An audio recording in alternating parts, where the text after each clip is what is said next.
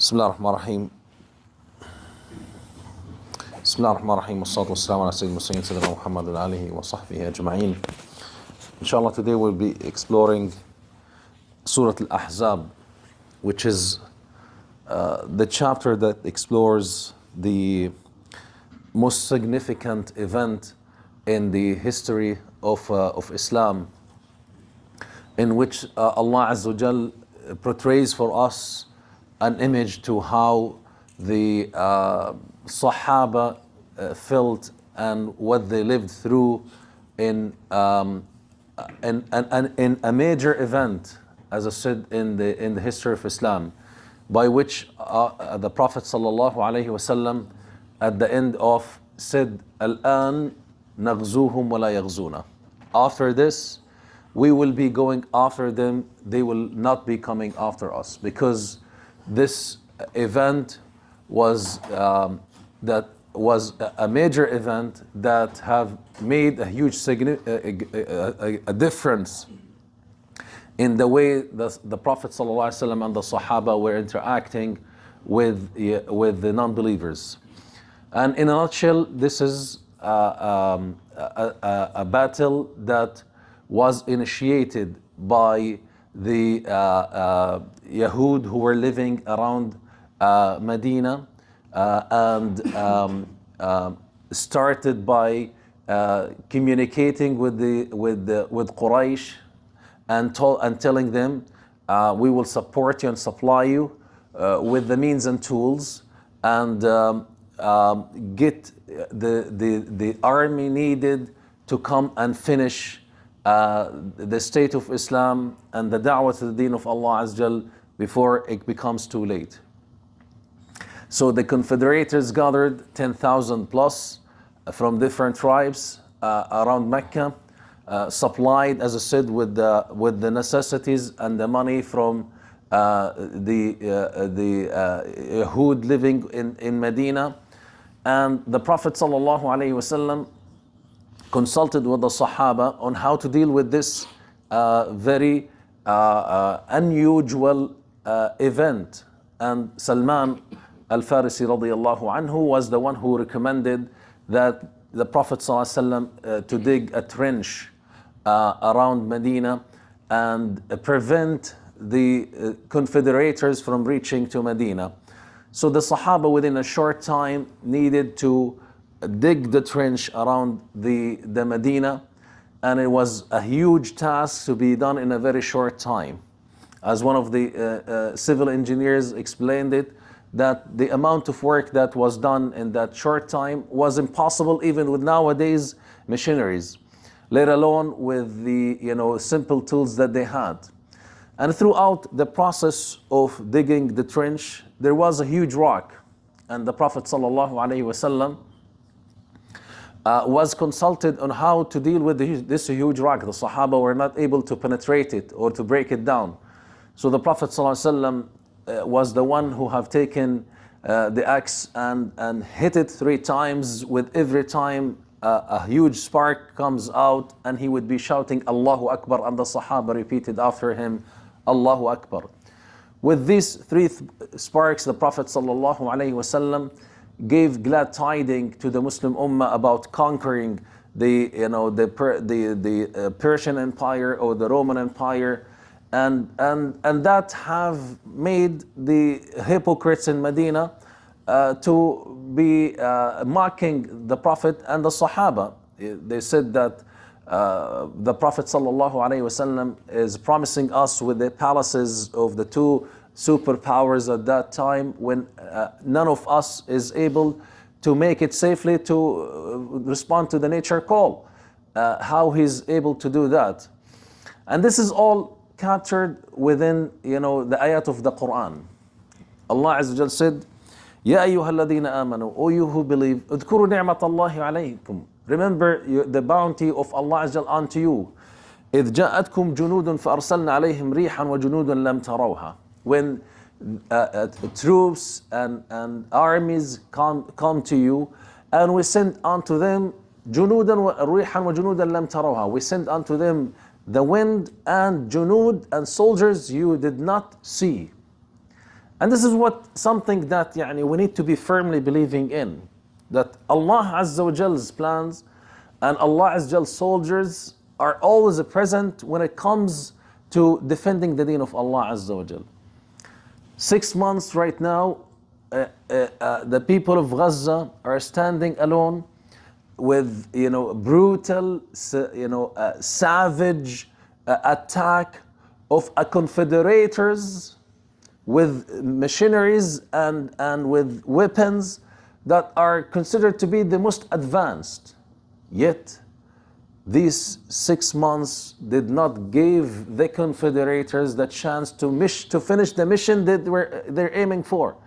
They were not able to crush the spirit of the people of Gaza.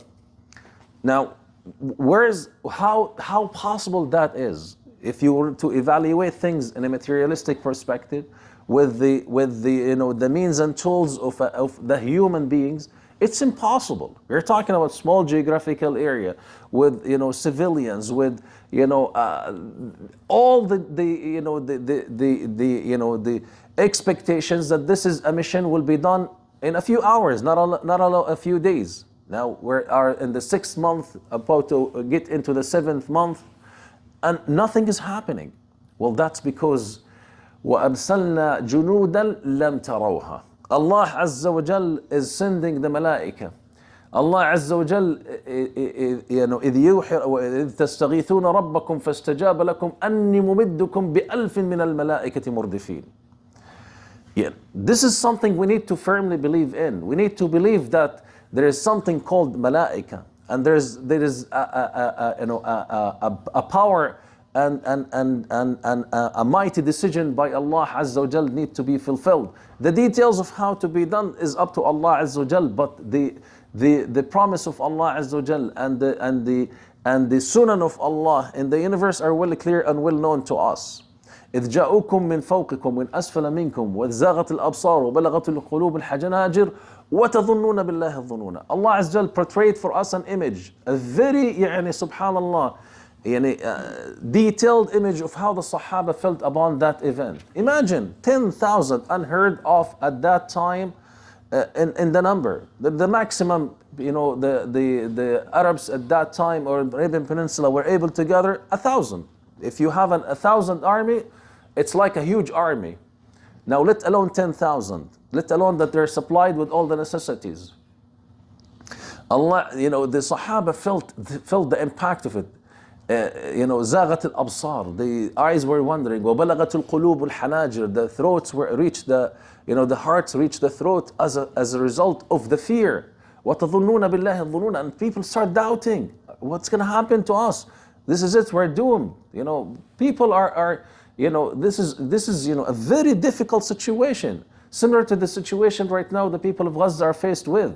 The confederators of the superpowers are against them with all this necessity, the supplies and the technology that they have advanced in their life. هنالك ابتلي المؤمنون وزلزلوا زلزالا شديدا. This is what Allah Azza wa Jalla is trying to get out of the believers. Allah Azza wa Jalla is trying to get out of the believers the patience and the sabr and the ihtisab and the connection with the mighty Allah Azza wa Jalla. ابتلي المؤمنون وزلزلوا زلزالا شديدا. They were tested severely and they were shaken hard. That's exactly what Allah Azza wa Jalla wants from us. Allah Azza wa Jalla wants to see. It's never in the history of Islam the purpose of victory that was mainly or primarily to the number or to the arm of the believers. It has always been to their firm belief and connection with the mighty Allah Azza wa Jalla. هنالك ابتلي المؤمنون وزلزلوا زلزالا شديدا. And then look into the other side. وإذ يقول المنافقون والذين في قلوبهم مرض ما وعدنا الله ورسوله إلا غرورا.